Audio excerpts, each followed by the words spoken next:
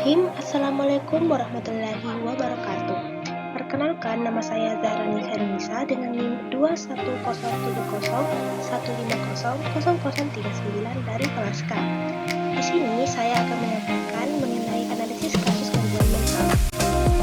Yang akan saya bahas yang pertama yaitu mengenai deskripsi masalah atau contoh kasus, yang kedua rangkuman simptom dari contoh kasus, yang ketiga kategori gangguan dari contoh kasus, dan keempat yaitu landasan pustaka daripada gangguan yang diderita dari contoh kasus. Yang pertama yaitu deskripsi masalah atau contoh. Nah, di sini terdapat seorang laki-laki berusia 39 tahun. Nah, dia merasa dadanya berdebar dan berkeringat dingin. Keluhan ini dimulai sejak 1 minggu yang lalu. Sebelumnya terdapat tetangga laki-laki tersebut yang meninggal karena serangan jantung yang membuat laki-laki tersebut takut meninggal seperti tetangganya. Hal ini menyebabkan laki-laki tersebut check up dan dari hasil pemeriksaan tidak ditemukan kelainan pada tubuh laki-laki tersebut. Namun laki-laki tersebut tetap merasa ada kelainan pada tubuhnya sehingga hal tersebut membawanya berobat ke UGD rumah sakit jiwa. Perasaan cemas ini berlangsung sebentar dan biasanya hilang atau berkurang apabila laki-laki tersebut berkonsultasi ke dokter ataupun bercerita tentang keluhannya kepada temannya. Laki-laki tersebut mengatakan bahwa serangan cemas ini berlangsung hilang timbul dan hampir setiap minggu. Keluhan seperti ini terjadi sejak kurang lebih 3 tahun yang lalu, diawali oleh kematian ibunya yang meninggal karena diabetes mellitus. Hal ini menyebabkan laki-laki tersebut melakukan check up setiap 6 bulan sekali dan melakukan pemeriksaan gula darah setiap seminggu sekali. Laki-laki tersebut juga telah mendaftarkan dirinya karena beberapa asuransi kesehatan. Hal ini dikarenakan ketakutan pasien akan kondisi tubuh. Perasaan cemas terjadi pada saat apapun, tidak terbatas pada kecemasan pada saat di tempat terbuka ataupun di luar lingkungan keluarga.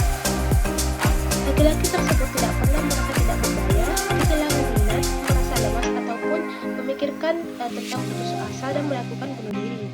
Tidak ada riwayat trauma, mengkonsumsi alkohol maupun obat-obatan terlarang.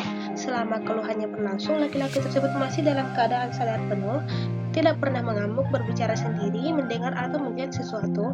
Laki-laki tersebut juga mengatakan bahwa dia tidak memiliki masalah dengan keluarganya ataupun masalah dalam ekonomi. Untuk kondisi mental laki-laki tersebut, kesadarannya komposmen dan saat konsul bersikap kooperatif. Selama konsultasi, laki-laki tersebut merasa gelisah. Kontak mata dengan pemeriksa baik, laki-laki tersebut berbicara dengan spontan, intonasi sedang, volume cukup, kualitas cukup, artikulasi jelas, dan kuantitas yang cukup. Mood laki-laki tersebut cemas dengan afek terbatas dan serasi. Tidak ditemukan gangguan persepsi, bentuk pikiran rasional dan realistik, arus pikir koheren, produktivitas baik dengan kontinuitas diri, dan tidak didapatkan daya berbahasa. Pada isi pikir terdapat rasa cemas dan takut. Pada penilaian muslim berbaik, laki-laki tersebut cenderung menyampaikan apa yang dirasakan dan tidak memperhatikan apa yang disampaikan pemeriksa. Daya nilai laki-laki tersebut tidak terganggu. Laki-laki tersebut menyadari bahwa dirinya sakit tetapi tidak mengetahui penyebabnya. Dan dari pemeriksaan fisik juga tidak ditemukan adanya kelainan. Yang kedua yaitu mengenai rangkuman simptom dari contoh kasus. Nah, laki-laki tersebut itu mengalami gejala jantung yang berdebar dan berkeringat dingin yang sudah dirasakan kurang lebih selama 1 minggu. Laki-laki tersebut juga sering merasa cemas dan perasaan cemas tersebut terjadi kapanpun dan dimanapun. Laki-laki tersebut tidak pernah merasa tidak berdaya, kehilangan minat, merasa lemas ataupun terpikirkan putus asa dan melakukan bunuh diri. Laki-laki tersebut juga tidak memiliki riwayat trauma, mengkonsumsi alkohol maupun obat-obatan terlarang. Laki-laki tersebut masih dalam kondisi sadar penuh. Laki-laki tersebut tidak pernah mengamuk, tidak pernah berbicara sendiri dan tidak pernah mendengar apapun. Selanjutnya yaitu mengenai kategori gangguan dari laki-laki tersebut. Nah, berdasarkan anamnesis dan pemeriksaan, laki-laki tersebut itu didiagnosis mengalami gangguan panik. Dari kasus di atas didapatkan bahwa pria tersebut merasa dadanya berdebar, yang keringat dingin, nyeri atau tidak nyaman dan rasa takut meninggal, di mana perasaan kecemasan ini timbul secara episodik dan pada keadaan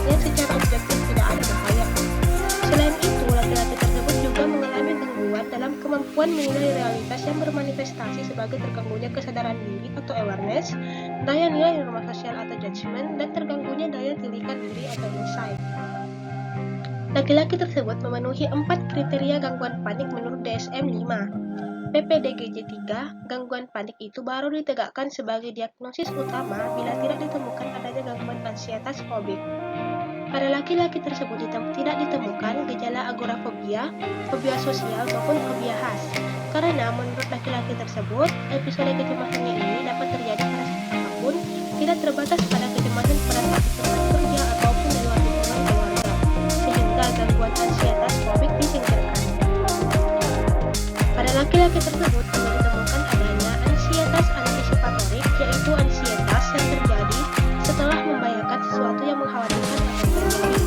Hal ini dapat dilihat dari perilaku sikap secara berkala, tes gula darah, hingga mendaftarkan diri pada beberapa asuransi kesehatan. Untuk intervensi yang dilakukan pada laki-laki tersebut adalah dengan psikofarmaka. Laki-laki tersebut diberi fluoxetine karena obat ini memiliki efek kardiologik yang minimal dibandingkan obat antidepresi golongan yang lain. Selain itu, golongan SSRI juga memiliki efek samping lain yang minimal, spektrum antidepresi yang luas dengan gejala obat dan dengan gejala putus obat sangat minimal, serta letal dosis yang tinggi di atas 600 mg sehingga relatif aman untuk laki-laki tersebut yang merawat jalan. Selanjutnya yaitu mengenai landasan pustaka dari para gangguan yang diderita oleh laki-laki tersebut. Gangguan panik atau serangan panik itu adalah suatu episode ansietas yang cepat, intens, dan meningkat, yang berlangsung 15-30 menit. Individu mengalami ketakutan emosional yang besar, juga ketidaknyamanan fisiologis. Selama serangan panik, penderita akan sangat cemas dan memperlihatkan 4 patologi dan gejala berikut, yaitu palpitasi, berkeringat, tremor, sesak napas, rasa asfiksi, nyeri dada, mual, distres abdomen, pusing, parestesia, menggigil atau hasut. Penderita gangguan panik sering ditemukan pada mereka yang berada pada usia produktif, yakni antara usia 15 sampai dengan 40 tahun. Selain itu, penderita gangguan panik lebih umum ditemukan pada wanita, terutama mereka yang belum menikah serta wanita postpartum. Gangguan panik dapat diwariskan secara genetik. Pada kembar monozigot, terdapat 31% kemungkinan bahwa salah satu kembar tersebut akan mengalami gangguan panik jika kembar yang lain mengalaminya. Prevalensi gangguan panik per tahunnya adalah 1-2% dengan prevalensi seumur hidup 1,5-3,5%. Onset tersering adalah pada usia remaja atau pada orang yang berusia pada pertengahan 30 tahun, sedangkan onset setelah usia 45 tahun itu jarang. Terdapat beberapa bukti mengenai transmisi genetik orang kekerabatan tingkat pertama dengan penderita beresiko 4 hingga 7 kali lebih daripada populasi umum. Selanjutnya yaitu mengenai gejala gangguan panik. Menurut DSM-5 terdapat 13 gejala gangguan panik, yaitu pertama, merasa pusing, tidak stabil, berdiri hingga pingsan. Kedua, palpitasi, berdebar-debar, denyut jantung berdebar cepat. Ketiga, nyeri dada, rasa tidak nyaman di dada. Keempat, merasa sesak, bernapas pendek. Kelima, mual atau distres abdominal. Keenam, gemetaran. Ketujuh, berkeringat. Kedelapan, rasa panas di kulit, menggigil. Kesembilan, mati rasa atau kesemutan. Kesepuluh, merasa kehilangan kontrol seperti mau gila. 11, takut mati. 12, leher serasa dicekik. Dan yang terakhir yaitu derealisasi atau depersonalisasi, atau merasa seperti terlepas dari diri sendiri. Untuk gejala gangguan panik menurut PPDGJ-3, kriteria diagnosis gangguan panik itu harus ditemukan adanya beberapa kali serangan ansietas berat dalam masa kira-kira 1 bulan, yaitu pada keadaan di mana sebenarnya secara objektif tidak ada bahaya. Yang kedua, tidak terbatas pada situasi yang telah diketahui atau yang dapat diduga sebelumnya, atau unpredictable situation. Dan yang ketiga yaitu dengan keadaan yang relatif dari gejala-gejala ansietas pada periode di antara serangan-serangan panik. Meskipun demikian, kemudian dapat terjadi juga ansietas antipsikotik, yaitu ansietas yang terjadi setelah membayangkan sesuatu yang mengkhawatirkan akan terjadi. Untuk intervensi gangguan panik itu dapat dilakukan dengan 2 cara, yaitu dengan psikofarmaka dan psikoterapi. Untuk psikofarmaka yang bermanfaat dalam gangguan panik itu meliputi SSRI, serotonin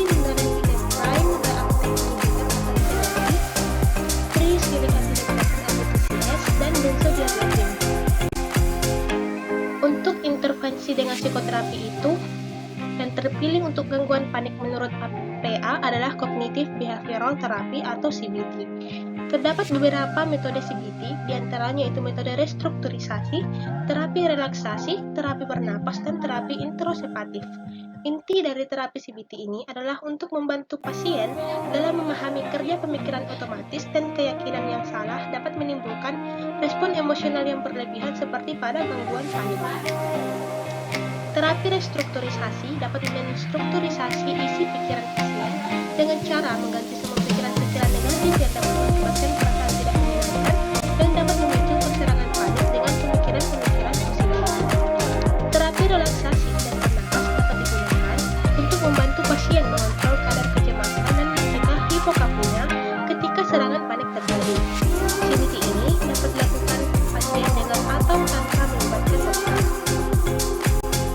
CBT dengan metode interoceptif terapi akan membuat pasien yang mengalami serangan panik untuk menginduksi serangan panik yang dialami ke lingkungan yang terkontrol untuk memungkinkan pasien menghadapi rasa takut dan belajar menguasainya.